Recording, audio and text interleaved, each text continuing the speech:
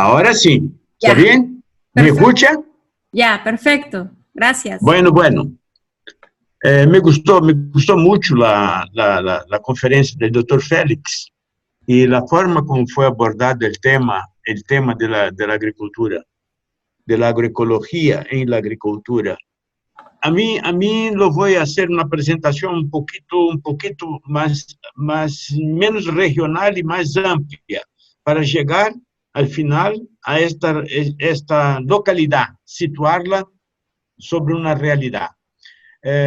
Nosotros empezamos a trabajar con agroecología de una forma un tanto distinta. Empezamos a trabajar más contra los plaguicidas.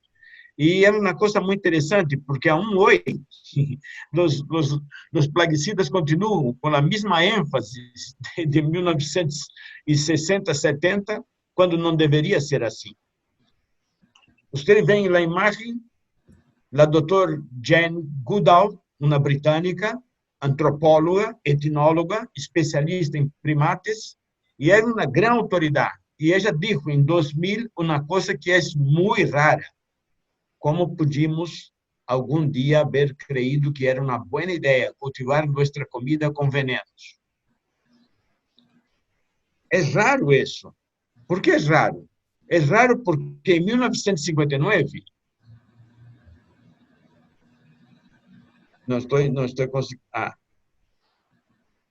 en 1959, Raquel Carson, al saber que tenía cáncer de mama, y cáncer de mama en 1959 era una condena a muerte en menos de 18 meses, ella empezó a escribir Los riesgos, los peligros de los agrotóxicos, un libro que es tradicional y es conocido en el mundo, La Primavera Silenciosa, que fue editado en 1961. El impacto es tan grande de este libro, es tan grande, que el presidente Kennedy de Estados Unidos consulta su asesor tecnológico, Jerome Weissner, del MIT, y pregunta si el libro es serio y es importante. Delante de la respuesta de Jerome Weissner, Kennedy determina: quiero un informe para tomar una decisión presidencial. El informe sai en mayo, 2 años después, mayo de 63. Y la palabra máxima de este informe es: el impacto negativo de los plaguicidas son más peligrosos que el efecto de las explosiones atómicas, que la radioactividad. Nosotros no nos damos cuenta de la dimensión de eso. ¿Por qué? Porque la primera cosa que la industria de agrotóxicos hizo fue cercar, evitar que se tomaran essas atitudes, que se impedira isso. Então, nós teníamos, como aún tenemos, ditaduras. E as ditaduras não queriam deixar o veneno. As ditaduras tinham interesse em ter o veneno. Acá está um ditador brasileiro, recebendo a visita do presidente Carter, e aí a indústria vai organizar uma transferência de todas as fábricas obsoletas, as fábricas viejas, que vai ser pagada ao preço atual por os países pobres. E os países pobres vão comprar aqueles produtos que já estavam proibidos e banidos em el mundo, e a indústria se vai a modernizar em sua central e criar mercado na periferia. É o mesmo que está ocorrendo aún hoje. E nós não nos demos conta disso. Então, nós começamos a organizar uma campanha peleando contra os plaguicidas. E pelear contra os plaguicidas significa, principalmente, formar uma educação para cambiar isso.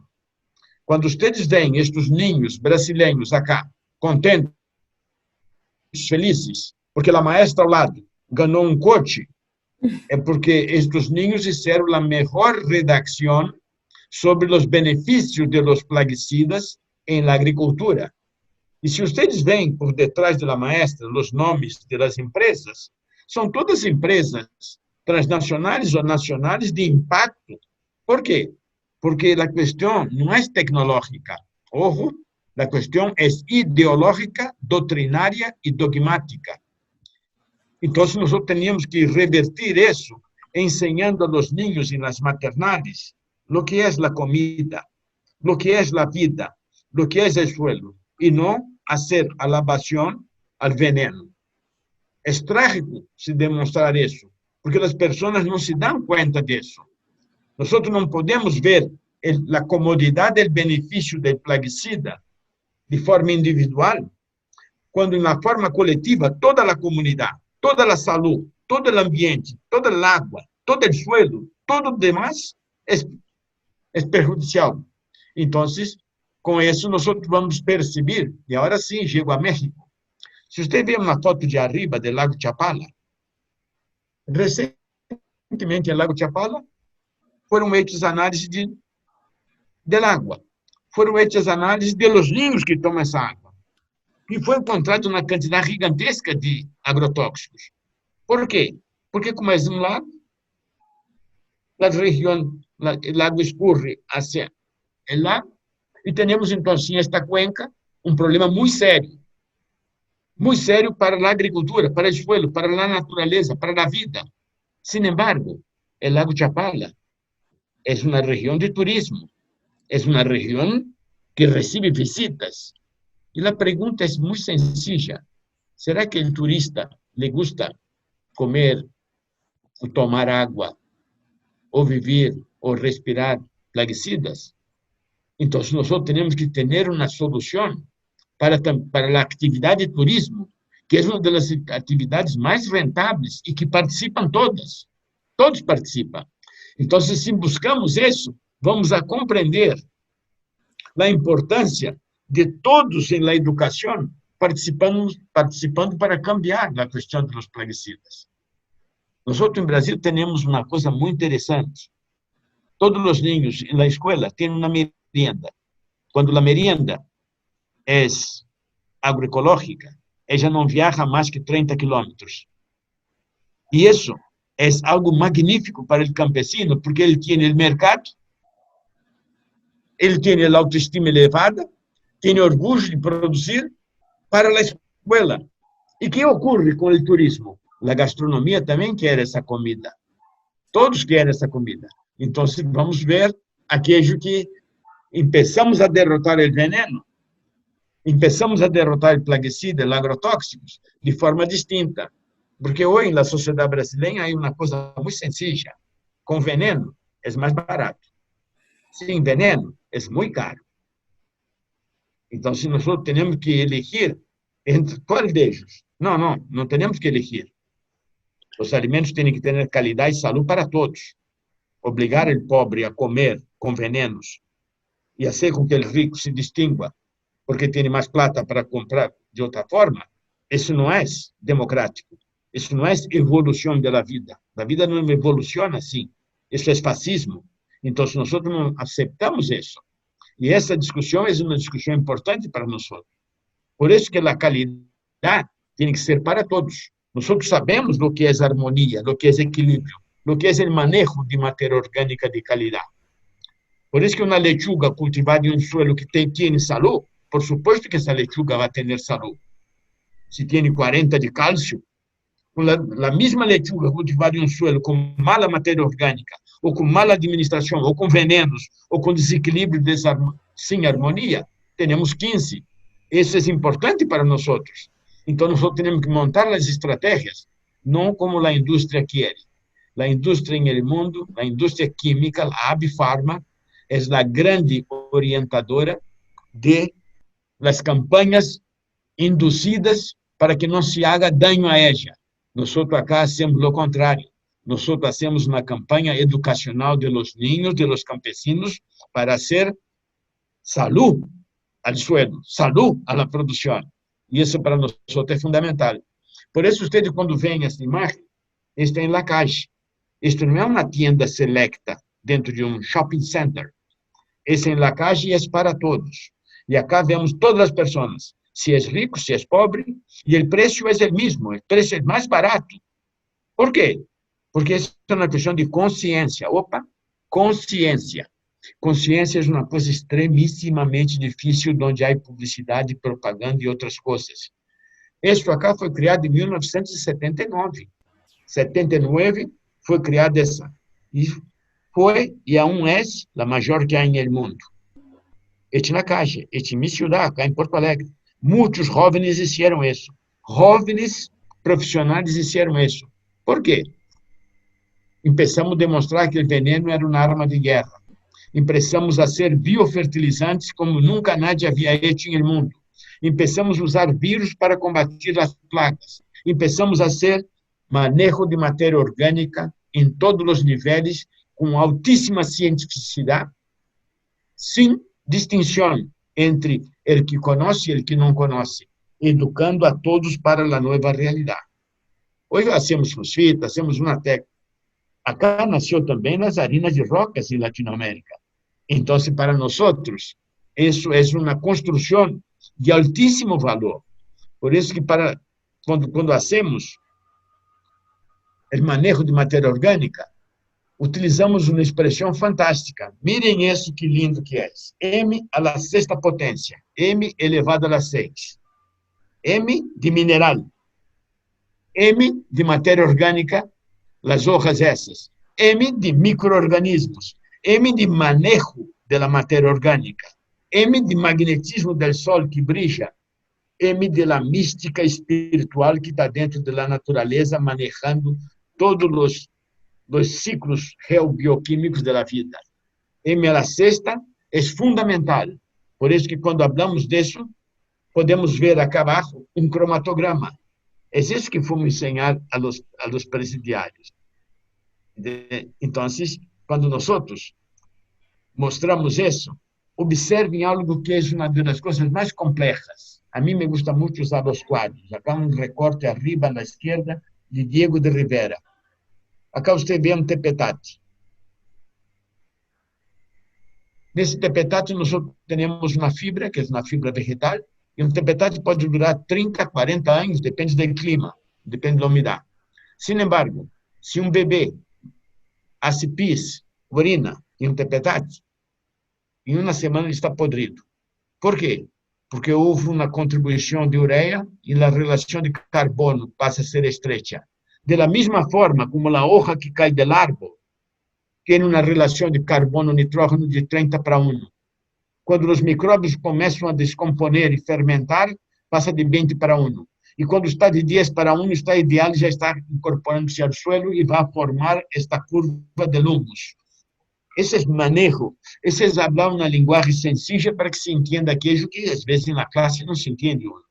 Então, quando nós fazemos isso, temos que voltar às empresas de plaguicidas. O símbolo do Shell à direita, abaixo do Shell está Avantium. Avantium é uma empresa holandesa. Avantium utiliza o mesmo mecanismo da formação de humus para decodificar e produzir hidroximetilfosfurato. Criou, desenvolveu uma série de micro-organismos para fazer aquilo que a Terra leva 30, 60, 100 anos para ser, ele quer ser imediatamente. Para ser plástico biodegradável, para ser poliéster, a ser plástico roupa, para ser botellas de refrescos.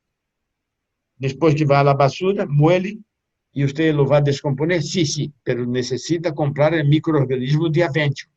E se você não compra micro-organismo, aqueles não se descompõem. E aí você vai ver toda uma política, uma propaganda e uma publicidade. Então, nós temos que entender isso. E entendendo isso, vamos ver a terra preta indígena. Em la esquerda, uma terra sem seres humanos. A la derecha, a mesma terra, é o mesmo suelo com uma população humana. Isso é a terra da Amazônia. Acá abaixo você vê um cromatograma da terra sem vida, do suelo salinizado. La outra, você vê um cromatograma feito pelo Oliver, e esse cromatograma é de terra preta, a terra mais fértil que há no mundo. O campesino tem que aprender a ser sua terra preta. Esta é a educação. O veneno não é mais problema. Quem quer usar veneno, o problema é dele. El que não quer, o problema é nosso. En la extrema derecha, acá usted ve abajo un otro cromatograma. Es el cromatograma del ADN. Entonces, si nosotros vemos eso y entendemos, podemos percibir. En la izquierda, un ejido de la reforma agraria con 3 años recuperó un suelo que estaba como el de la derecha, un suelo salinizado de Brasil. ¿Ven la diferencia? ¿Cuál es el poder que tiene el campesino en sus manos al hacer eso? Algo que cuesta 40 centavos de real, de dólar, 40 centavos de dólar, es algo fantástico. Nosotros tenemos que empoderar al campesino para que él pueda ser señor en la agroecología. Él no puede ser objeto en la agroecología, tiene que ser señor. La organización de él es todo. Por eso que era así y quedó así.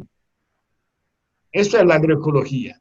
Lo otro, cuando destruye el suelo, es el agronegócio. Es lo que estamos viendo en todo el mundo. Vemos en África, en Australia, en América Latina total. Es solo capital y etcétera. Para entender isso, é fundamental entender a famosa botella de Vinogradsky. A botella de Vinogradsky, se você colocar suelo dentro de uma botella de plástico ou de vidro e umedecerla, a vida queda com a umidade. Se le pones a la luz, que vai ocorrer? As bactérias se vão alojar conforme sua demanda de nutrientes. Las del fondo estarão aquelas que necessitam mais azufre.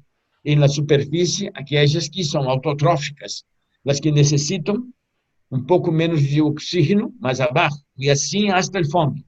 Observem que é importante que isso não é desenhado. Isso é de 1870. Vinogradsky la criou em 1870 e agora empieza a ser porque está cambiando a matriz química. Abaixo, muito azufre. Arriba, muito oxígeno. Quando você prende e hace uma cúpula, instala voltímetro, você pode medir a eletricidade generada entre a diferença redutor e oxidante.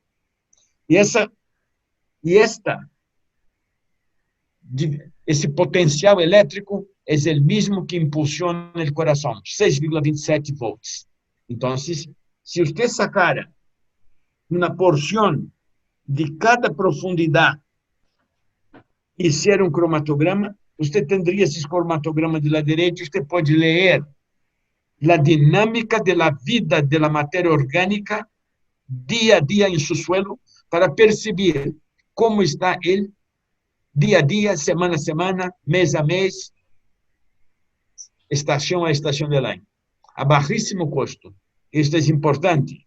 Por isso você vem acá, Sonora, Vale Jaque, Vale Majo, Vale de los Tres Ríos, allá em Sonora. E se você vê os vales dos rios, são quase 600 mil hectares planos, belíssimo, um suelo fantástico. Quanto tinha de matéria orgânica quando começou a Revolução Verde? Essa é a cuna da Revolução Verde. Tinha entre 2,5 e 3,5. Começou aquela agricultura de negócios, agricultura intensiva moderna, e ela foi quedando como o segundo cromatograma, como o terceiro. Hoje dia está assim, os dois últimos. E que passa? Passa que tem solamente 0,2% de matéria orgânica. O suelo está morto. E a cada ano se necessita poner mais fertilizantes, e cada ano tem que poner mais plaguicidas, porque surge mais plaga. Por quê? Porque estamos trabalhando sobre o desequilíbrio. Estamos trabalhando favorecendo a plaga, favorecendo as indústrias. Não estamos trabalhando na educação, favorecendo a vida, a harmonia e os equilíbrios.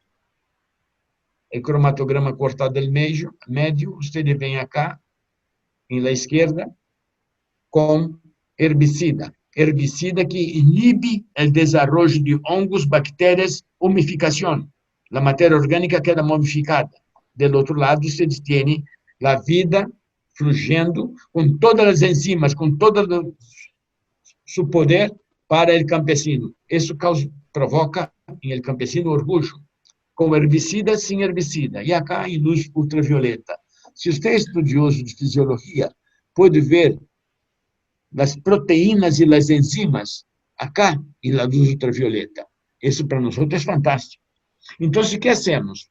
Buscamos 4 suelos, analisamos em um laboratório formal, oficial de Revolução Verde de Agronegócios, com o nome dos campesinos, e depois, sencillo, vamos ver qual deles é o pior. Mire, o primeiro tem 400 de potássio, 100 de fósforo. O segundo também, 100 de fósforo, 400 de potássio. O terceiro tem 100 de fósforo, 238 de potássio. O último, pobrecito, tem 3,1 de fósforo, 15 de potássio. Marcamos um anillo rojo em todos os que são malos. E se marcamos o anillo, o senhor Guilherme Reich é o pior de todos os suelos. Sin embargo, ustedes van a ver. Esses são os 4 cromatogramas. E o último, a la derecha abaixo, é Guilherme Reich. Está o nome aqui. Observe os cromatogramas e ustedes vão ver. Não adianta analisar em laboratório. Você tem que ensinar o campesino a ser seu laboratório. Vida não se mide com cinta métrica ou com báscula. Vida se mede por la pulsação, la dinâmica, e isso é o importante. Para nós, quando hablamos isso, esse instrumento é fantástico. Por isso que quando um campesino tem em sua mão um cromatograma e um consumidor tem um cromatograma em sua mão, isso é o importante. Quando os dois trabalham com a la sexta e os dois fazem uma união. Esta união campesino, esta união produtor, esta união de consumidor campesino é fundamental para que nós entendamos o poder que tem o campesino em suas mãos. Então, sobre isso vou falar agora para o campesino que queremos hoje. Um campesino jovem, não importa a idade, tem que ser jovem. Porque a juventude significa comunalidade. Os jovens normalmente se trabalham em comunalidade. Como muitos de vocês são estudantes, é bom ler muito para entender isso. Quando os jovens vivem em comunidade, eles buscam 3 coisas fundamentais: a liberdade, o direito e o dever. Esse é o triângulo da juventude em comunalidade. A Europa utilizou muito isso através das ONGs. Por quê? Porque era uma forma de auxiliar o governo, auxiliar a sociedade para construir uma sociedade mais harmoniosa. Então, você pode ler Filosofia Mapuche, de Zélé Mora Penghorst. Você pode ler Cosmos, de von Humboldt. Mas por que pode ler Cosmos de von Humboldt? Sencillo. Von Humboldt foi uma muito boa escola em um país onde não há natureza. A Alemanha não tem natureza, mas tem muito boa escola. Mas ele, quando chegou e viu a natureza mexicana, a natureza colombiana, a brasileira, se quedou. A primeira coisa que foi fazer ele foi buscar as pessoas para falar e aprender o que estava vendo, porque ele havia estudado, mas não tinha a sabedoria de entender aquilo. E ele, hoje, é um dos maiores científicos do mundo, o maior naturalista do mundo é Humboldt. Então, se nós vemos isso, vamos entender o que passou. Porque agora, esta juventude cambiou o color. Não é mais democrática. Ela é totalitária.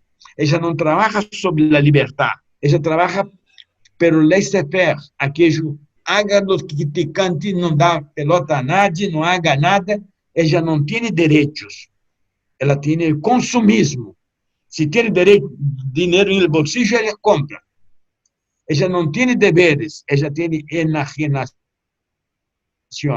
E a individualidade é todo. Então, eu não posso trabalhar com esta juventude, porque ela vai querer trabalhar com plaguicidas. Ela vai querer trabalhar com agrotóxicos. O agrotóxico enajena, é cômodo. Laissez-faire, consumismo e enajenação. Por isso que nós, quando trabalhamos em agroecologia, decimos, um campesino, em seu triângulo, ele necessita a liberdade. E a liberdade para o campesino se denomina território. Elegido, a parcela, a milpa.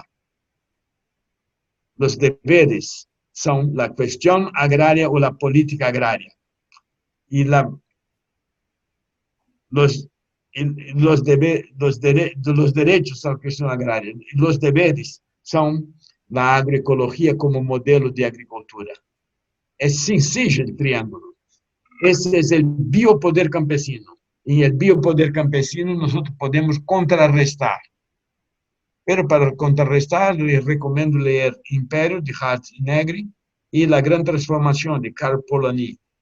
Y acá, el triángulo amarillo, bien amarillo del agronegocios, individualismo prepotente, donde la libertad no existe, hay el territorio, y él fue sustituido por el capital. Y la concentración de la tierra es la expulsión del campesino para que no produzca alimento. Ellos van a hacer todo para eliminar el máximo para crear consumidores enajenados, porque ellos son el complejo industrial militar. Esta es la gran realidad. Y ahí ustedes ven las consecuencias. Nosotros ni siquiera tenemos más posibilidades de tener ONGs, ¿eh? Acá en ese país, acá no hay más. Las ONGs están totalmente sendo intituladas de inimigas del Estado. Hay un negacionismo total, teorías de la conspiración, y todo lo demás se pasa. Por eso que nosotros cuando vemos personas deseando retornar al campo, nosotros queremos que retorne al campo. Sí, queremos todos, queremos reforma agraria plena, pero queremos una cosa fantástica: la libertad, los deberes, los derechos y principalmente la comunalidad. Para los mexicanos es fácil entender eso. Esta comunalidad que fortalece. Entonces nosotros podemos leer ahora Rui Mauro Marini, viveu esse lado, um brasileiro que viveu esse lado em México durante quase 30 anos. Podemos ler a Biosfera de Vernadsky e entender toda a publicidade que é hecha por la indústria de biofarma, química farmacêutica, para manter sua hegemonia. Então, é importante nós entendermos tudo isso. E aí já estamos chegando a hora a poder fazer agroecologia. E para ser agroecologia é impossível se não entendo geologia, de Linné, se não entendo a origem das espécies, de Charles Darwin, se não entendo artes e formas da natureza, de Ernst Haeckel, se não entendo, não compreendo o que é apoio mútuo de Kropotkin, ou Paulo Kozianski com simbiogênese, e Lynn Margulis com microcosmos. É necessário isso? Sim, é necessário, porque nós estamos enfrentando a pior máfia que há no mundo. Ela tem um poder gigantesco, e nós temos que nos preparar muitíssimo. Assim lo hicimos acá há 40 anos, e continuamos fazendo, e vamos fazer mais 600 anos, costumo dizer. O único lugar no mundo onde houve uma campanha contra a indústria de verdade foi acá no sul do Brasil. Hoje, vimos o jovem, vimos o campesino, então se pode trazer a vocês agora. Há 3 esferas allá afuera, na natureza. Uma é a natureza, outra é a sociedade e outra é a economia. Quando há uma interseção entre natureza e sociedade, o que ocorre? Há uma superposição. Representa menos de 12% de cada círculo, mas representa, na verdade, quase 65% do valor total. É o suportável. Entre sociedade e natureza, as relações têm que ser suportáveis. Entre sociedade e economia, também é uma área pequena, 12,5% de cada parte, que representa mais de 75% do valor. Esta relação, esta interseção tem que ser justa. A terceira é entre a economia e a natureza, que aqui vocês veem como viável. Sin embargo, entre o suportável, que vale muito, não há agricultores. Entre o justo, vale muitíssimo, não há campesinos. Entre a economia e a natureza, o viável também não há. E acá no meio forma um triângulo convexo muito estranho, verde claro, verde um pouquinho mais escuro, que se chama sustentabilidade. A área representa menos de 10% das 3 esferas, dos 3 círculos. Sin embargo, o valor é 95% de todo. ¿Y dónde está el campesino ahí? No, no está. La especulación, el agronegocios, lo expulsó para lejos. Entonces, nosotros queremos que la agroecología esté acá, en lo sostenible. Y ahí, entonces, traigo acá para el gráfico de la izquierda, donde ustedes ven el territorio, la cuestión agraria y la agroecología como modelo, y eso es la sostenibilidad campesina. Entonces, ahora podemos trabajar. Podemos trabajar y el agronegocios, así dicen los argentinos, agronegocios. Uma economia gigantesca, uma sociedade pequena para ricos e a natureza devastada. É o Brasil hoje. E que produz? Uma agricultura oncológica, porque causa câncer. Então, vocês viram, hicimos um caminho, vocês caminharam em forma geométrica para entender isso. Por isso que quando allá, em el norte, ocorre a morte de um trabalhador, nós temos acá as empresas envenenando a todos com seus venenos. Mas há uma esperança. Os ninhos foram na festa e se intoxicou 1.358 ninhos. Se detecta água em 100% da urina de los ninhos em Autlán, Jalisco. Então, o que temos que ler? Temos que ler A Educação como Prática de la Libertad, Paulo Freire. Extensão ou Comunicação, Paulo Freire. Temos que ler Pedagogia de la Esperança, Paulo Freire. Pero antes, os mexicanos leem Ulisses Criollo para entender. Quando se entende Ulisses Criollo, você já tem médio caminho para entender Paulo Freire. Por isso, quando um companheiro allá do Vale de Jaque, Morales, me perguntou que tipo de agricultura haverá depois da pandemia, a resposta é sencilla, la que queiramos nós outros. Quem sabe hace la hora, não espera ocorrer. Então, quando vemos alguém fazendo nos últimos dias isso, nós colocamos Mateus 7, o juízo ao próximo. Eles estão buscando ver a paja em el ojo ajeno, sem dar-se conta da viga que tem em el ojo próprio. E nós necessitamos, sim, cambiar isso. Cambiar para que eles percebam o que está ocorrendo. Porque não é mais possível que em Osceola, Iowa, ou Guangdong, China, ou em Brasil, uma pessoa tenha 100 milhões de gallinas em uma propriedade, e as gallinas estão tão juntas, que uma tem o pico em la cloaca da outra. Não conseguem respirar. E não é só em gallinas. Os cerdos, quando um se acosta, todos têm que acostar. Quando um quer de pé, todos têm que acostar. Por quê? Porque ela escala de lucro. É bom a gallina que é sana, o cerdo é sano, o ganado é a mesma coisa. E nós estamos criando as situações. Em el mar, em el Pacífico Sur, as criações de peixes no oceano são a mesma coisa. O que se utiliza de plaguicidas, o que se utiliza de vermífugos, o que se utiliza de antibióticos é algo assustador. Esta é uma realidade. E nós não queremos ver isso.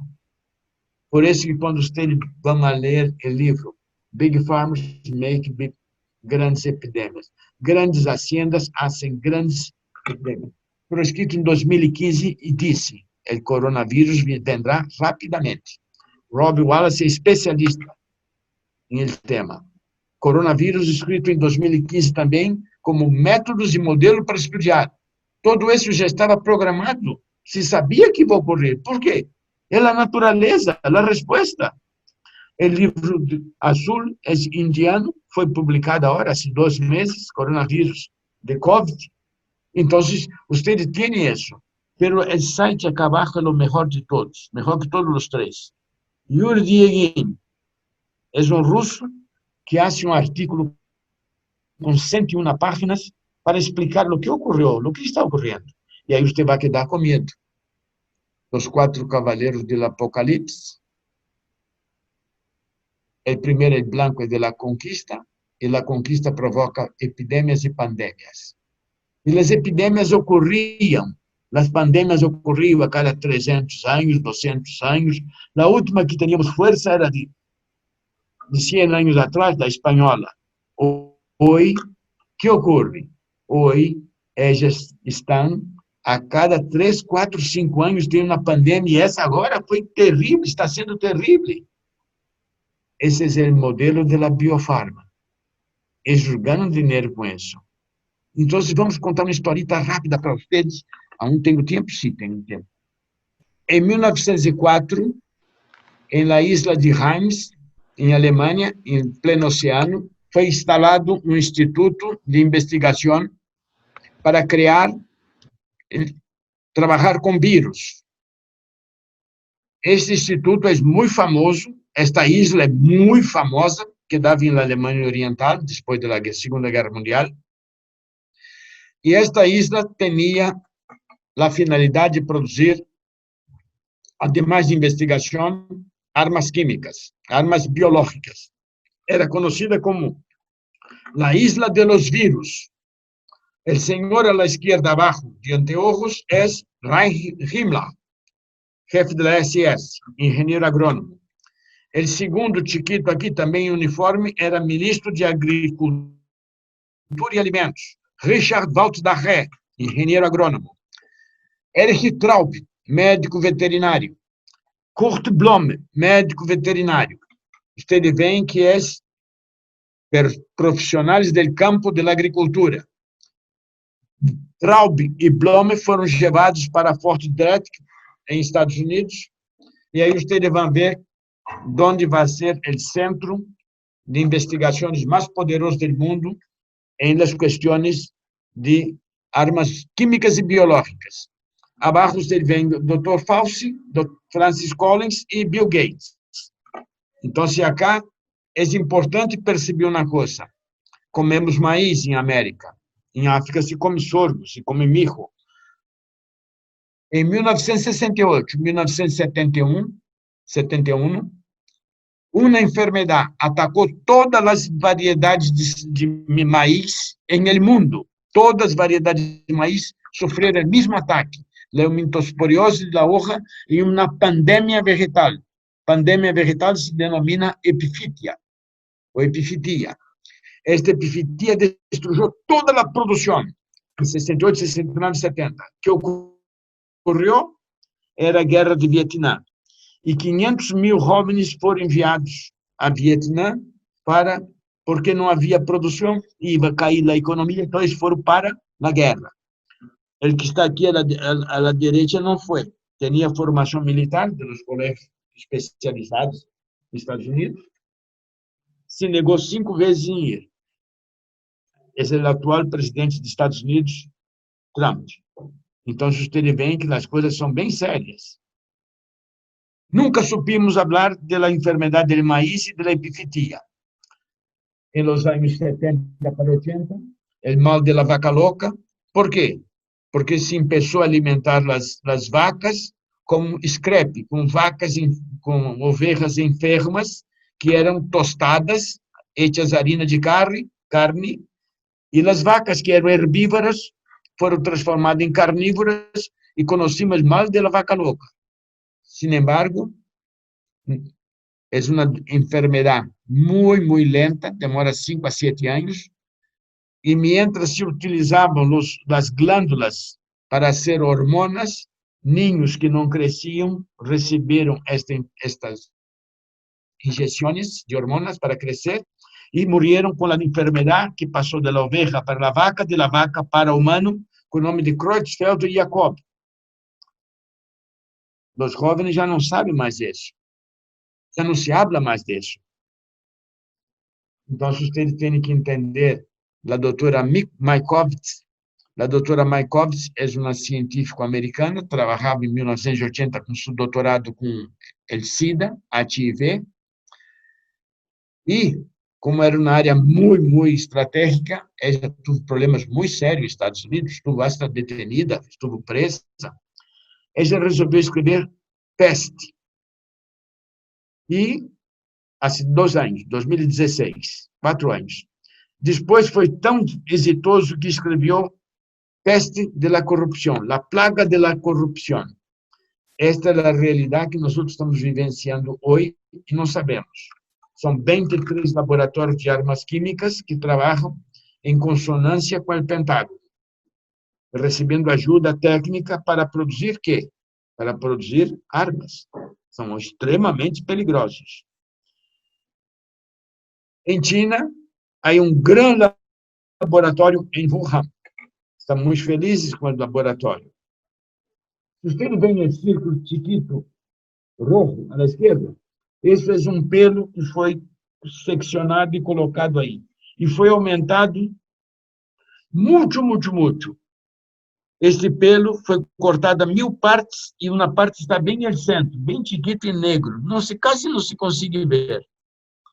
Para você entender o tamanho deste vírus, teria que levar isso a 9 zeros arriba para se compreender a dimensão de vírus. Esse é o coronavírus, do Covid. Mas você lo pode abrir e dentro dele pode sacar, colocar porções e construir. Por que se faz isso? Porque esse é poder. E aí você pode perceber se é do murciélago, se é do pangolim, se é disso, se é daquilo, e fazer os gráficos para ver a variação de cada nucleótido. Então, essa é uma coisa incrível. Por quê? Porque todos estão atrás de vacinas. Mas uma vacuna não pode ser uma vacuna para Guadalajara ou para Jalisco. Não pode ser uma vacuna para México. Tem que ser uma vacuna para o planeta. Então, eles vão buscar seres extremamente primitivos, com células muito fortes, que são atacadas por o vírus, e esta célula salvaje atacada é selecionada, cultivada, e então aí, sobre esta célula, é feita a preparação da vacuna. Por quê? Ela tem que ter escala, ela tem que ser vendida para todo o planeta. Esse é o jogo de Bill Gates. Toda a população tem que tomar vacuna. A $10 cada vacuna, imagine-se quanto vale isso. E essa é a grande peleia que existe no mundo hoje. Por isso que há coisas de espionagem, morte de científicos canadenses, serviço secreto inglês, professor de Harvard vendendo vírus para a China, chinos, uma coisa tão louca que você diz assim, e onde queda a agroecologia? Onde queda a harmonia? Onde queda o equilíbrio? É importante se ter isso, perceber isso. Pierre Bricolage disse: este vírus não pode ter surgido espontaneamente de mutações naturais. É uma quimera genética com inserções artificiais de genes modificados. Então, isso, por quê? Estão peleando dois grupos gigantescos para ver quem vai a produzir a vacuna. Pero esse é um disfraz escondendo armas biológicas que podem acabar com a humanidade. Vamos falar de coisa boa, vamos falar de agroecologia, vamos ver um alvéolo de uma abeja, outro alvéolo igualito. A larva, o ovo adentro é da mesma reina, são mellizos, são idênticos. Sin embargo, se eu alimento uma larva com jalea real e a outra com miel, a que foi alimentada com miel vive solamente 60 dias e é estéril, é obreira. Se eu alimento ela com jalea real, ela sai fértil, reina e vive 4 a 6 anos. Que alimento vamos dar a nossos niños nas escolas? Miel ou jalea real? O agronegócio não quer nem que dê miel. Querem que dê caro. E nós queremos que se dê jalea real aos niños da escola. Beneficia o campesino, se beneficia a vida, a natureza, se beneficia a sociedade, se beneficia a economia. Mas eles não querem isso. Imagine-se os niños comendo lo mejor de lo mejor de lo mejor. Como serão esses niños? Livres, com deveres e direitos, vivendo em comunalidade. É fantástico isso. Isso não é sonho, Essa é uma realidade. Por isso que nós damos jalea real ao nosso suelo. Nós estudamos microbiologia como loucos para poder fazer metagenômica com o campesino na casa campesina. É fantástico poder fazer isso. Por quê? Porque nós não estamos dependentes de uma tecnologia de uma grande empresa de laboratório. Então, se você toma um terreno de um campesino que tem um cromatograma como esse mais feio e hace a alimentação e hace a jalea real, e a jalea real que é? A jalea real sencilla é harina de roca, a jalea real é biochar, é polvo de carvão, a jalea real é microorganismos, todo isso é a metaproteômica campesina. Por isso que quando estive em Oaxaca, agora em México, eu estive em Xitza, eles resolveram abrir uma universidade. Que coisa fantástica! E uma senhora, uma abuela, disse: é melhor que eles estudem acá, porque se vão estudar fora, voltem e não voltem como eram quando estavam acá. E eu compreendi, entendi, disse, mas é magnífico. Esses são jovens com toda a liberdade, são jalea real produzindo jalea real. Estes acá estão em Guerreiro. Acá está Miyuki, acá. Estes estão em Guerreiro, em Rio Papagaio, em Rio Balsas. E eles estão fazendo água, estão produzindo água em uma região árida. Eles estão fazendo as fontes reverdecerem e nascerem. Imagina a alegria dos campesinos ao ter mais água, ver brotar água onde não existia mais fontes. E quem hace isso? O trabalho organizado de campesinos com o máximo de conhecimento, com o máximo de organização em la função ultrasocial de alimentar a humanidade. Esta é a função campesina. Alimentar para a saúde, alimentar contra a pandemia, alimentar por la qualidade de vida.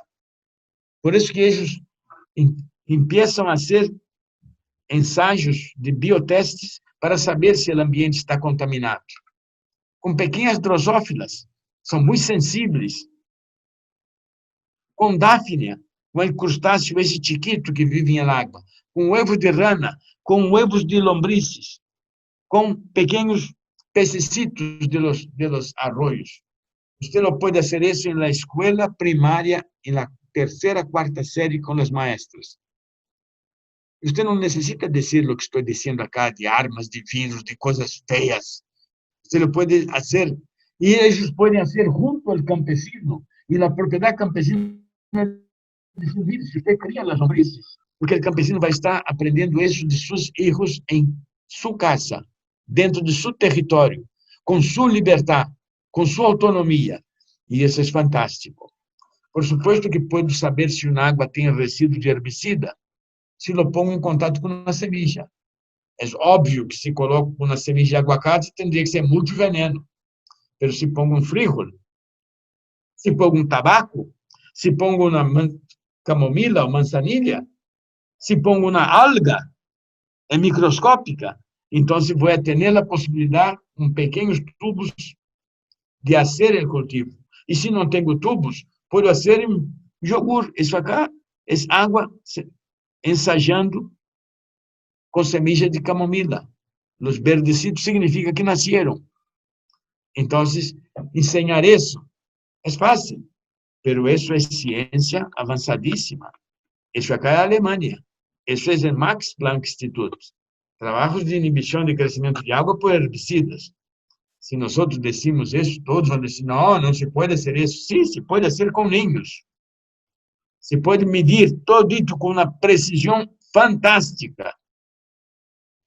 Se divido uma aspirina que pesa 1 gramo em 1000 partes, cada parte pesa 1 miligrama. A linha roja é essa, tá? O pastel. Se divido estas 1000 partes em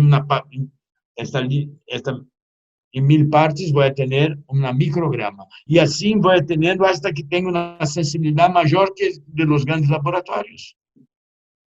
Por isso que é importante. Además, para facilitar o turismo e a cultura, eu posso ensinar aos niños a criar luciérnagas.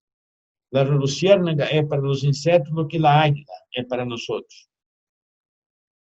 Abejas melíponas, aquelas abejas chiquitas, chiquitas, chiquitas, que são grandes responsáveis pela produção. Criar os papalotes da monarca em México, ou proteger os picaflores, ou os loros, aqueles que estão em risco de extinção. O campesino protege a natureza. Serão projetos educacionais nas escolas, criadeiros de peixe. Quanto mais vida tengamos na propriedade, menos problemas. É isso que Greta está dizendo a todos. A chica que não foi mais à escola por el clima. É por patriotismo isso. É por cultura. Ela não quer a morte. Ela quer defender a vida. É muito comum que nós veamos as pessoas discutirem que as abejas estão desaparecendo. Pero nadie hace uma relação que as abejas que estão desaparecendo são as europeias. Nadie habla que esta cá, que tem 20 a 40 vezes menor tamanho, e é muito mais sensível, e que vive acá em México, é como 400 espécies distintas que estão em México há 30 milhões de anos. Elas estão muito mais ameaçadas. Então, nós temos que perceber que a vida não é indução, a vida é da defesa a partir do campesino sujeito de sua organização com sua família. Para terminar, e é a última. Eu falei de Cosmos e falei de Humboldt. À esquerda, é um científico já morto, Paulo Nogueira Neto, uma grande autoridade internacional em melíponas. À la direita, é Warwick Kerr, um geneticista que trabalhou muitíssimo com abejas. Ele contava em suas charlas, em suas conferências, que um dia foi à comunidade de este jefe Caiapó, e allá encontrou o ninho encargado de las abejas melíponas. Ele perguntou ao ninho: "Você é o encargado das abejas?" "Sim, sou. Dime acá, em esta quantidade de abejas dormidas acá que tenho acá, quantas espécies é acá?" O ninho mirou e disse: "Tem 6 espécies distintas." Ele disse: "Não, só tem uma." Não, tem 6.000, são 6. O científico enviou hacia a Inglaterra, foi hecho o ADN das abejas e volviu a resposta: 6. 6 espécies que o ninho com 9 anos sabia. O que significa isso? O conhecimento é muitíssimo importante, mas nós não podemos perder a sabedoria acumulada. Este conhecimento transformado em sabedoria em la fertilidade do suelo, em la armonia de la natureza, em la calidad de vida, em la calidad de los alimentos. Hace um ano, se começou a colocar fogo na floresta amazônica para aumentar o agronegócio em Brasil. E Raoni e todos os caciques indígenas disseram: "Nós, pueblos da Amazônia, estamos com muito medo, mas vocês luego vão sentir muito medo também." Há 120 dias que eu não posso sair de casa porque sou um anciano, com medo. É interessante como gira o mundo para entender isso, para entender o que é a sabedoria campesina, o que é a agroecologia, e aún há tempo de fazer isso. Por quê? Porque esse senhor disse que a água não é uma condição essencial para os humanos. Ele é presidente da Nestlé, Peter Brabeck Lamarck. A água não é direito básico humano. Água é lucro e tem que ser privatizada. Ele disse isso hoje, no ano 2000. Sin embargo, em 1940, eles diziam que a leite materna não era boa e que todos devíamos tomar a leite nido. E quedamos pobres, enfermos e perdemos todo o valor que teníamos que dar à leite materna. Eu creio que trago a vocês alguns elementos Digo isso com dolor em coração, pero com muita esperança da juventude. George Orwell dijo, em um tempo de fake news, em um tempo de fraude, decir a verdade é um ato revolucionário. Nós não temos que ter medo. Devemos ser rebeldes, insurgentes, como os jovens, para cambiar tudo isso. Gracias. Muchísimas gracias, Sebastián, por esta charla. Creo que, bueno, nos has hablado de toda la trama de la vida y el riesgo en el que está. Y ahora quisiera dar espacio a alguna pregunta, reacción del público. Tenemos colegas de Argentina, de Brasil, de Puerto Rico. Es una charla súper latinoamericana. Me encanta ver a buenos amigos que conocí en Cuba y que, bueno, ahora estamos conectados escuchándote. Y me encantaría, pues, que alguien, si tiene una pregunta, ahora mismo es momento.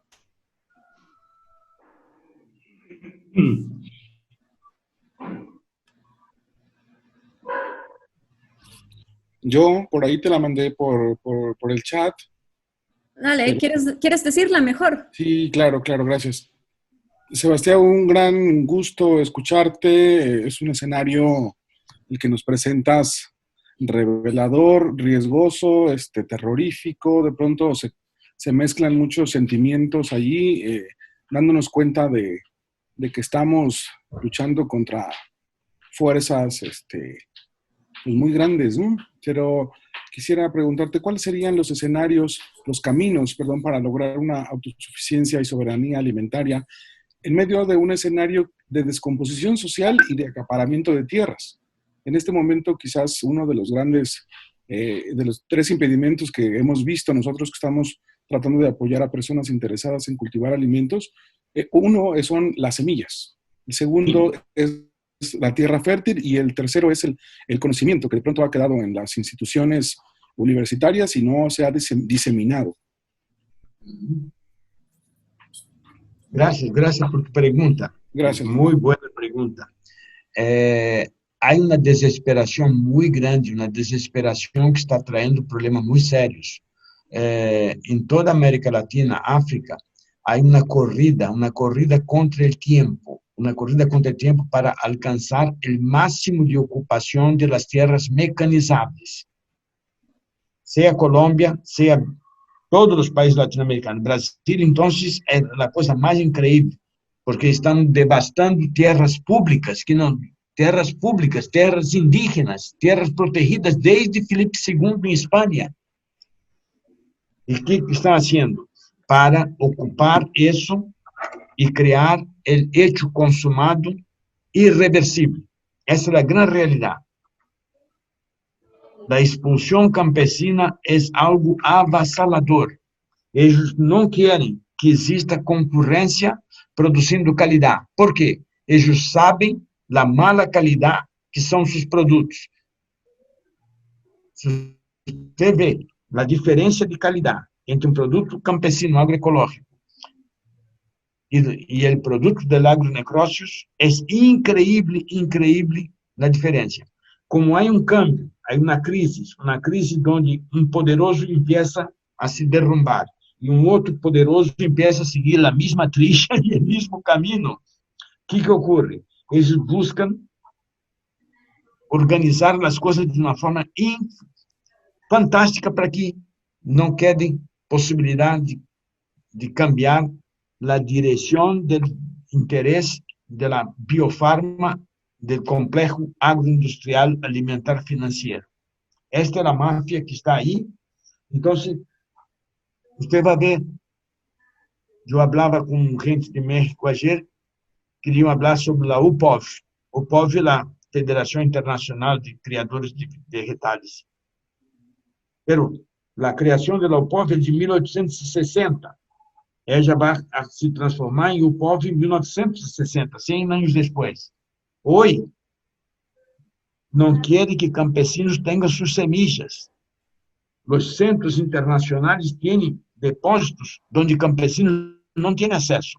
Em Brasil, há leis, leis, em todos os países há leis que proíbem o campesino de cultivar sua semilla.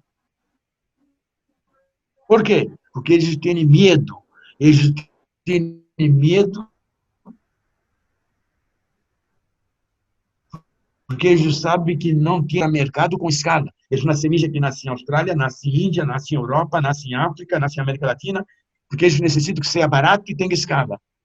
Quando você vai a uma comunidade indígena onde se cultiva maíz, seja Argentina, seja México, seja Colômbia, seja Peru ou Brasil, as comunidades teriam sua semilla.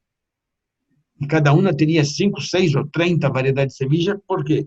Porque essa é a identidade. Então, a terra tem que ser usurpada, a semilla usurpada. E o veneno é o complemento máximo da enajenação. Por isso que você hoje vê em los países os exemplos de que a transnacional trabalha com grandes empresários. Ela não quer trabalhar com pequenos e com muitos. Ela quer trabalhar com consórcios. Clube de siembra, como dizem na Argentina. E isso é o pior de lo pior. E os governos que estão aí, por lo menos do lado brasileiro, estão fazendo o jogo das grandes transnacionais com o nome de agronegócios. Graças por sua pergunta.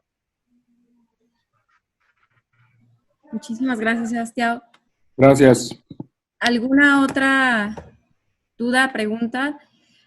Bueno, sí, adelante. Sí, buenas tardes. Yo soy Michelin. Quiero agradecer a los ponentes. Y mi pregunta sería, ¿cuáles podrían ser las recomendaciones para los ayuntamientos, los gobiernos de los municipios frente a esta situación que vivimos para seguir impulsando el desarrollo de los grupos y de los pueblos originarios? ¿En qué deberíamos centrarnos en estos momentos? Muchas gracias. Gracias, Michelin. Es una muy buena pregunta. Yo diría que el esfuerzo máximo que se debe hacer junto a las comunidades, a los municipios, a los pueblos, es que los niños en la escuela, en la merienda de la escuela, tengan la alimentación totalmente natural, producida por campesinos, que el producto salga del campesino y llegue a la escuela y que eso sea programado. ¿Por qué? Acá en Brasil, durante los últimos 18 años, eso fue una ley.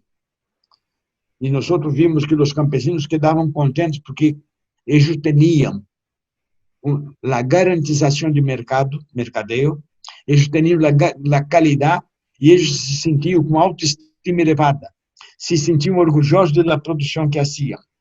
Mujeres campesinas, hombres, familias, jóvenes, todos ellos, y eso posibilitaba la organización de la producción, evitar el coyote, evitar el intermediario.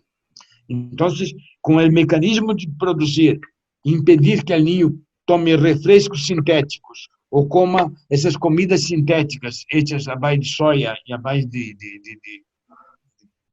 cereais industriais, ele vai comer coisas naturais, de la dieta local, conforme o calendário.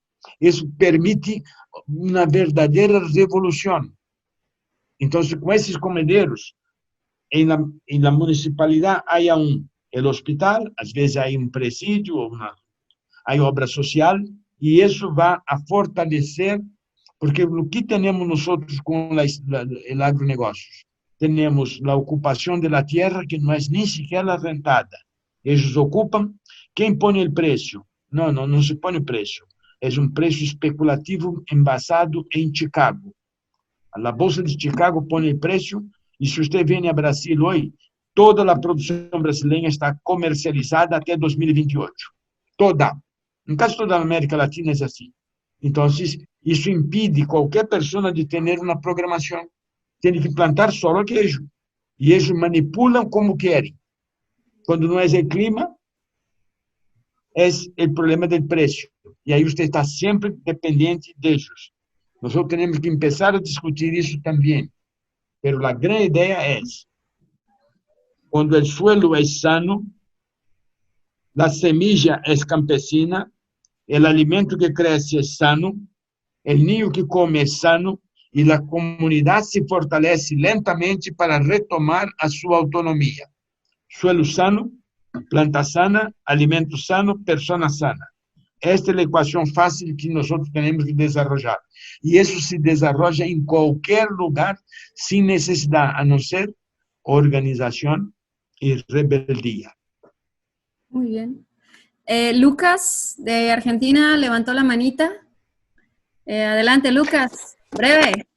Sí, rápido. Hola a todos y a todas, a grandes amigos que me estoy reencontrando. Y no, yo quería plantear el tema de cómo el agronegocio va tomando nuevas formas, y hoy se está hablando de bioeconomía y cómo la bioeconomía empieza a tomar conceptos de la agroecología. El tema es cómo hacemos nosotros para estar atentos a todas estas apropiaciones, a estos cambios que no dejan de ser el mismo modelo, pero que va cambiando de forma para, para seguir ganando terreno ante nosotros, digamos, para llamarlo de alguna manera. Bueno, Lucas, gracias por su pregunta. Es importantísimo percibir que el agronegocio utiliza siempre políticas de gobierno, de los gobiernos que estén sintonía con él, para ejecutar las tareas que desea. Entonces, el gobierno interviene, determina las cosas y todos hacen. Lo principal es tener grupos de discusión y estudio en todos los niveles, ama de casa, jóvenes, escolares, universitarios, toda la sociedad, se preparando y discutiendo eso, como los debates, haciendo los debates de decir, mire, eso significa, nosotros usamos una expresión de decodificar, tenemos que empezar a decodificar, la responsabilidad en decodificar, decir, mire, usted escuchó eso, dijo eso, ¿no? Pero, ¿qué te parece si él quiso decir eso? Entonces, usted está decodificando para una comunidad campesina, y eso siempre fue hecho así. Por eso que nosotros siempre nos aconsejábamos con los viejos, porque los viejos decían assim, sim, tenía aquella forma de interpretar as coisas com maior sabedoria, maior experiência, e dizia, não, ele dijo isso, pero quer aquello. Porque o que está ocorrendo hoje é uma indução. Então, eles se apropriam do discurso, pero não se apropriam do conceito. Eles fazem o contrário e te impõem. Então, você tem que saber pelear com isso. E para pelear com isso, tem que ter uma base. Por isso que eu, quando pus os livros, a melhor coisa é você estar muito bem embasado e chegar, e quando te pongo alguma coisa rara, você lhe diz, mire, e já lo quito, mire, você está se olvidando que em 1860, tipo dijo isso assim. Então, você lo manda 200 anos hacia atrás. Porque se nós não hacemos assim, vai ocorrer uma verdadeira catástrofe, já está ocorrendo, nós estamos vendo isso, porque toda a devastação que está sendo feita, todos os envenenamentos, é incrível o que estão fazendo. E não são responsáveis, o pior é isso. E aún querem fazer campanhas para construir um hospital novo, para construir a coisa nova. Não. Há que parar de fazer isso. E isso é fácil fazer. Es fácil. Muchas gracias, Sebastián. Bueno, Pío quiere hacer una pregunta, pero también quiero agradecer a los compañeros de la Universidad de Luján, de la provincia de Buenos Aires, Argentina, que también están conectados. También, bueno, la Universidad de Buenos Aires, Lucas, que acaba de hablar. También estaba Joao, de Brasil, que ya no lo veo, perdón, Cristian. No, aquí no. Y también yo desde Brasil. Y Adelita San Vicente, te mando un mensaje, Sebastián. Ella la vamos a tener en el próximo conversatorio, el próximo viernes. Ella está encabezando desde hace años la defensa de los maíces nativos con el movimiento Sin Maíz No Hay País. Y vamos a hablar con ella la próxima semana con este mismo link. Quien guste actualizarse cómo va la defensa de nuestros maíces, pues va a ser un tema en este curso. Y bueno, ella específicamente te manda un mensaje y quiere que sepas que está en la lucha de la prohibición del glifosato en tu honor. Creo que para muchos tú eres una inspiración. Y bueno, Pío, si quieres expresar tu pregunta, esta charla se va a cortar. Sebastián, ¿quieres que regresemos contestando la pregunta de Pío? Sí, pues yo tengo tiempo acá, estoy a la disposición de ustedes, es un gusto. Eso. Chulo. Bueno. Un abrazo, un gusto. Un abrazo para toda esta comunidad latinoamericana, mundial, de agroecologías, de agriculturas de vida, de compañeros inquietos, de juventudes. Gracias, Sebastián. Te mandamos un abrazo bien fuerte hasta Río Grande del Sur. Y bueno, acá en México está bueno el debate en torno a la prohibición del glifosato, la hegemonía del agronegocio, miedo, y están diciendo que no hay evidencia científica. Y yo sé que no hay evidencia científica de los daños, y yo sé que dentro de tus experiencias, tus recorridos, podremos encontrar algún buen consejo para intensificar esa lucha, ese debate. Por ahí va la pregunta, y bueno, agradecerte por esta actualización que reafirma que todos los esfuerzos que hacemos van en una dirección favorable para nuestra civilización humana, ultrasocial y con biopoder común. Te mandamos un fuerte abrazo, Tata Tiao, esperamos verte pronto por acá. Un abrazo para ti. Yo voy a empezar a contestar, después volvemos. La industria química es muy pródiga. Ella hace las cosas de una forma como si las personas no pudieran racionar. La industria química siempre busca esconder. Ella quiere que se pruebe y crea los mecanismos y la sociedad avance en sus metas. Ella nunca acepta los datos. Ella siempre busca exigir más datos. Entonces, ella siempre cria, desvaloriza las cosas que usted hace. La gente que estuda psicología conoce. Ella crea las teorías de las conspiraciones, ella tiene algunas figuras que tienen nombres muy especiales. Ella crea el espantapájaros, é uma figura, entende?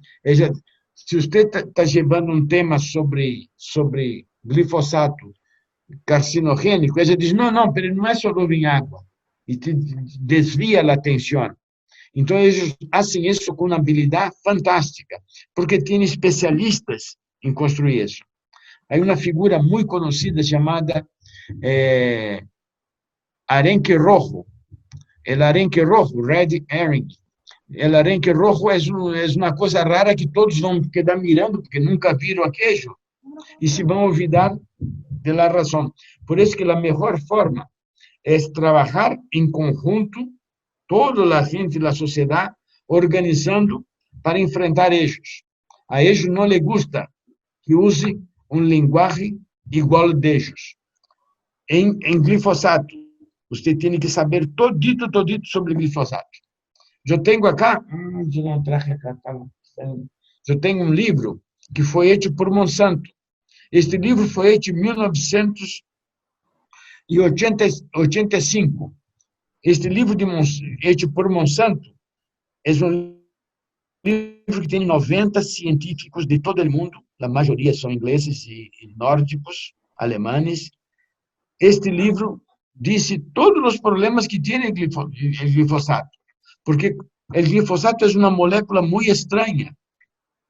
Se você analisa as piores armas químicas que há no mundo, elas têm o mesmo núcleo do glifosato. que é denominado fosfonilmetil ou fosfonometil. Todos os gases nerviosos, agentes nerviosos, que têm o núcleo fosfonometil, são muito tóxicos. Sin embargo, o glifosato não é tão tóxico quanto um sarin, um soman, entende? Que são venenos muito perigosos. São armas químicas. Ele foi criado depois da Segunda Guerra Mundial, não se sabe bem a história, não se conta a história, e ele se vai descobrir a função dele como um produto para desencrustar boilers, caldeiras. O que ocorre? Quando você tem uma caldeira e usa águas duras, queda uma incrustação. E se você aplica uma solução de glifosato, dissolve todo esses sales de cálcio, de magnésio, e a caldeira passa a ter segurança, queda limpa. Só foram descobrir que este produto era herbicida em 1971. E a empresa que lo usava para limpar as boilers, as caldeiras, as canherias, as tuberias, deparou que em uma aplicação matou o césped. Então foi e vendeu isso à empresa Monsanto. E a empresa Monsanto levou um tempo muito largo. John Frantz levou muito tempo para encontrar como fazer aquela molécula, aquela sal, é uma sal, fosfonometilglicina, como fazê-la um plaguicida. É uma anomalia muito rara. Se você perguntar isso em um círculo de científicos, profissionais técnicos, eles não vão dar a resposta. Quando você tem um veneno puro, ingrediente ativo 100%, ele tem um grado de toxicidade. Ele é puro a 100%, ele é muito tóxico. Ele, quando vai sendo diluído a 30%, a 20%, ele vai perdendo esta toxicidade, porque você diluiu o veneno. Sin embargo, com o glifosato é o contrário. Ele puro não é tão tóxico quanto ele formulado. Sabe por quê?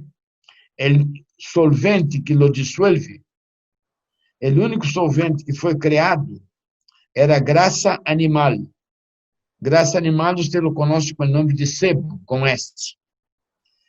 Sebo é a matéria-prima para fazer a solução.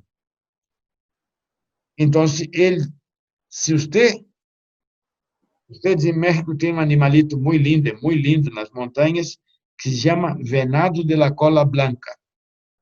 Há um outro mais raro que é venado de la cola negra. Estes dois venaditos servidos, ele não pode ver uma aplicação de glifosato, sabe por quê? Se você aplica glifosato e você vai, aquela parra, aquela planta, aquela mata seca e queda saborosa, palatável, decimos em português, apetitosa.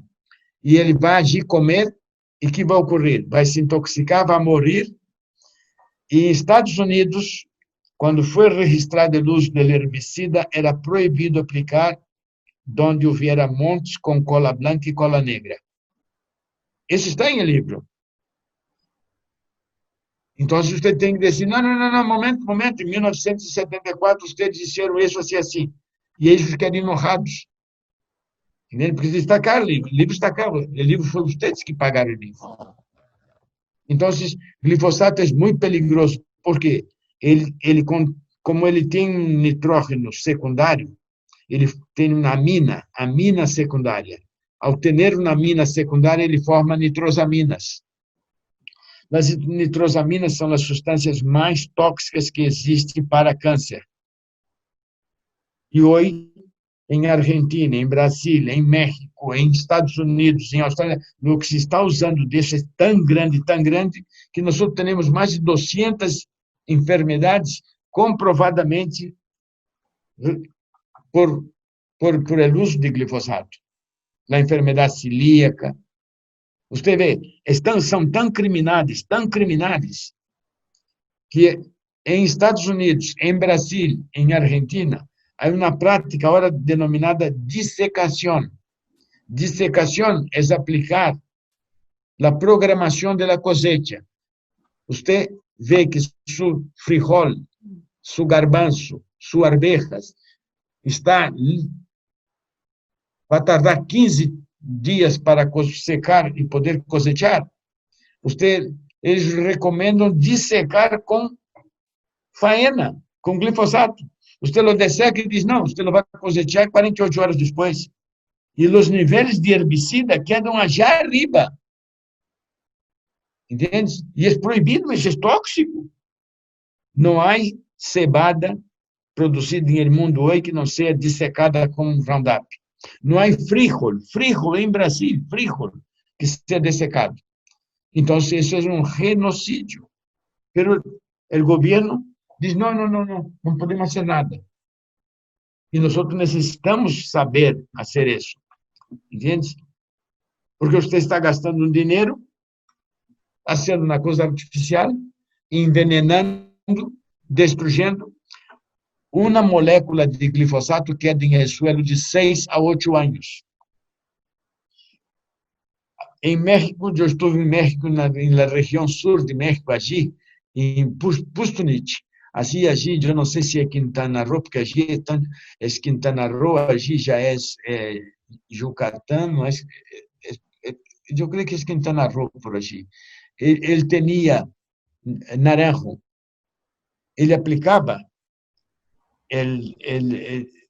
tanto glifosato, que as naranjas estavam tão débeis, porque o glifosato destrói o sistema imunológico de todos os cultivos. Eu tenho acá, gente? Em café destrói, em naranja destrói, em plátano destrói, em maíz e trigo. E ao destruir o sistema imunológico, a planta não se pode defender. E o que ocorre? Atacam os hongos, atacam as enfermidades. Nós estamos com um problema seríssimo em Argentina, Brasil, Estados Unidos, Austrália. Em el mundo, hoje, existem mais de 1000 plantas adventícias, que a gente mal habla, diz maleza, que não é maleza, diz maleza. Essas plantas são mutantes, uma planta mutante, resistente a glifosato. Mas o problema é que nós não nos damos conta que aquele que é um mutante sempre foi uma planta medicinal para a sabedoria campesina. E ao ser uma planta medicinal, a pergunta é, como mutante, continua sendo medicinal? Não é uma questão de intoxicação, de estar envenenada. Tem um dos terpenos, tem um dos princípios ativos que tinha antes, ou a mutação la hizo perder. Então, isso é criminal. Está alterando a natureza? Quem é o responsável por essa alteração na natureza? Porque a planta faz parte da cultura. Se você vai ver os documentos de Humboldt, aí, em 1860, você vai encontrar a descrição. De allí foram sacadas as medicinas. Então, nós temos quelites. Há muitos. Em Oaxaca, há 800 e tantos quelites. Esses quelites não podem comer, têm a mesma nutrição que tinha antes. Essas questões têm que ser discutidas. A melhor coisa que tem é debater isso. Eu estive lá no Xochimilco na última vez, há 2, 3 anos, e um tipo disse, não. Depois eu soube que ele tinha um despacho que vendia Roundup, vendia faena. Mas nós temos que trazer ciência, discutir ciência e questionar. A Argentina tinha um científico de nome Andrés Carrasco, estuve em México várias vezes. Andrés Carrasco hizo um documento sobre embriologia e dijo, un milésimo de la cantidad que el campesino utiliza tiene efectos embriotóxicos. Embriotóxico, sea, é tóxico para embriones. Ao ser tóxico para embriones, isso provoca um dano. Um milésimo de la dosis. Então, nós temos que trazer esses documentos. Documentos existem suficiente para enfrentar. Documentos existem para enfrentar esta realidade. A melhor coisa que há é provocar em la universidade, em todas as universidades, em todas as ejidos, associações campesinas, o debate sobre qual é o dano que Roundup hace ao suelo, qual é o dano que hace à vida do suelo. Uma coisa sencilla para ti. Miren, de todos os seres vivos que há em um suelo, o que menor compõe o suelo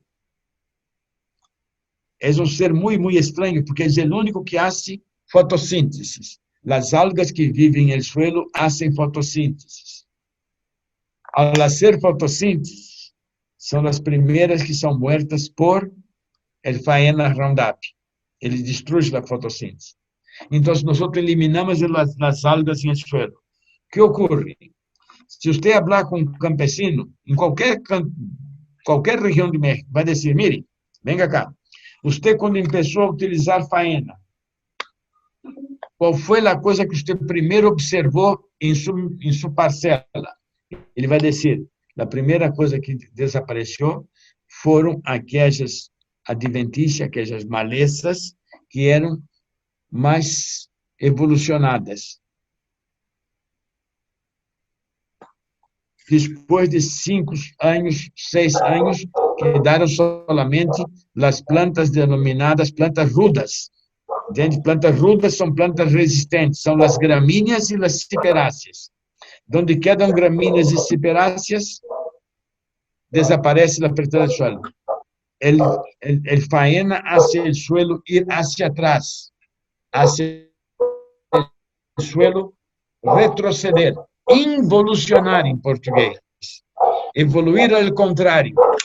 Então, nós temos que discutir isso com ecólogos e dizer, mire, o campesino não quer que o suelo dele vá para trás, ele quer que vá hacia adelante.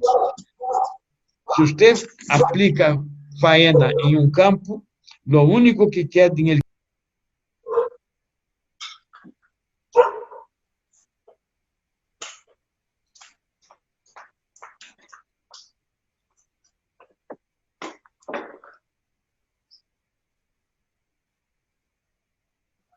Se apagó su micrófono, Sebastián.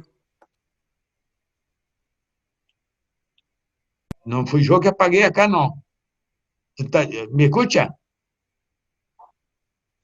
Listo, listo. Sí, se escucha. Sim. Então, eu diria a vocês, a melhor coisa que hace Pio e outros é abrir um debate amplo e fazer com que eles comprovem que não há dano. Não é a vítima que tem que provar que, entende? É o criminal que tem que provar que não há dano. A vítima é vítima, entende? E a vítima é o campesino, é a terra campesina, é a natureza. É assim o jogo.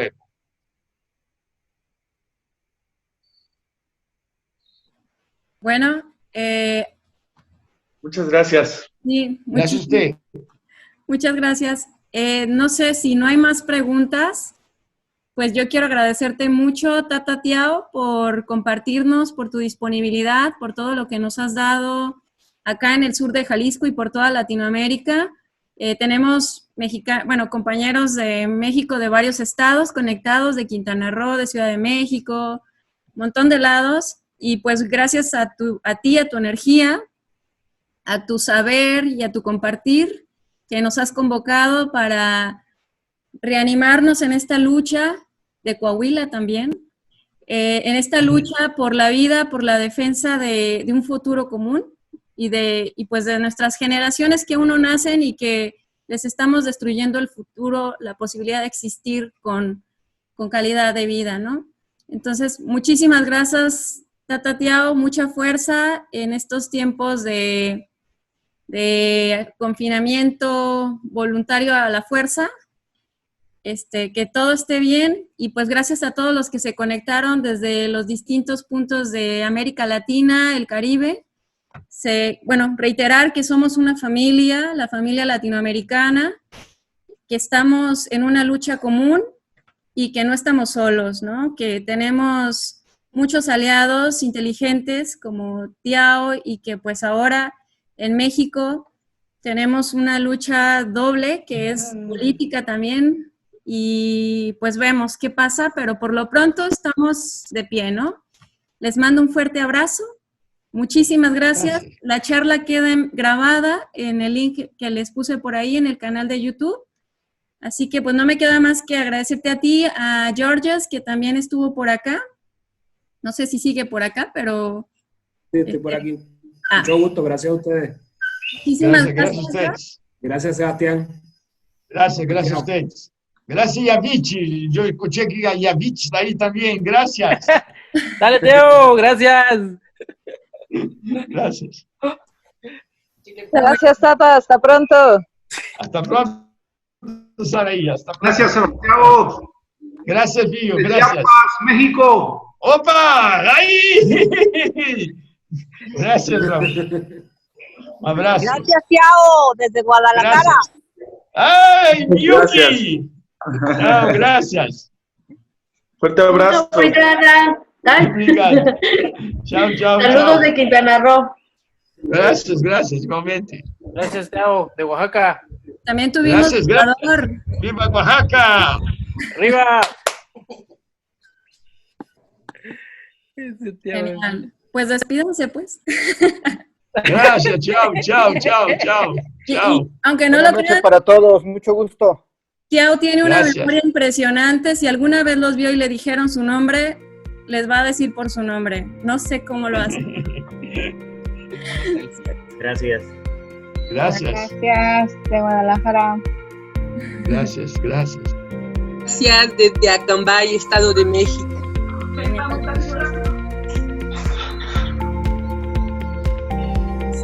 Gracias, Tiao. Gracias, Georges. Gracias, Jorge. Gracias, Jorge. Helen. Con gusto.